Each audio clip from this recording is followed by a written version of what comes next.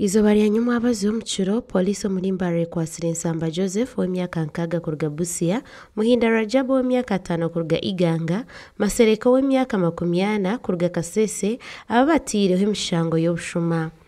SP Samson Kasasira kagambirizi wa polisi Habwaris Region yashobora hari potorezi. Nyuma abazi yo polisi rukoragana hamwe na ofisi ya probation by City Council hamwe na ofisi ya UNHCR bweshongaze namba z'abana abizirindwe yongera muhanda twakwita ba street kids abandi babiri ba street men tuwaze kuranira operation kandi twaza kubikinga abantu abakushika 10 abana yabo 10 abana twaba categorizinga abana bari hasi imyaka 18 bakashanje nabana ni kigambo ngo Hasande 2012 byo kwa Mwende 2025 abashije abashatu bakahenda batsaho mbishenge bya hotel ya Rampara Suits bibano ko kwibesumu za computer hamwe na sente. Polisi ha CPS yenye abashije bashatu abakatsi bo mushonga zo kwenda no kwiba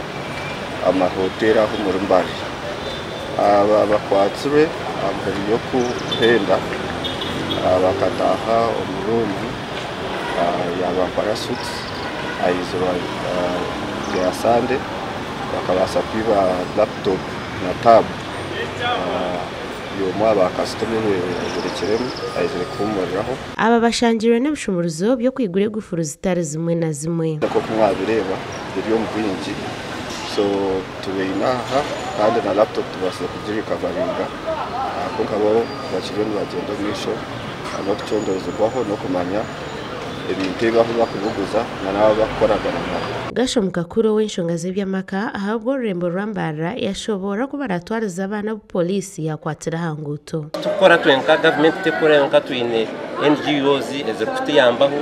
nazo ezerwiring kugira ngo zibasa kutwara abana zija zitwaraho abandi abatsigara ntuza kubatwara mu rehabilitation center baze yo denu bacenginge mbera abo kuba bana kuba batwire mutabono babe mutwa abo kuguma mbakoza biragaragara bingi emitwe bayasisikire ubwo yayitombitira abo kushagika abana bahanguto agomize ngo nubo babarimize ahanguto nambuye nyenda kwihanangiriza abantu abariyo kwa hero kugira ngo abana twaguma tubaskan tubahereze ibintu tubeta tubashanga nguto tubahereza ibintu byo priyaki emyenda aba bana nikigumire kuza kubiyabo kuba mbateka ngo life rinkahi eriyaho mutawon kandi cyo kubiho maka amakuko amengi tudarije embera egumire hariyo embere gumire amakatu gaine senta abantu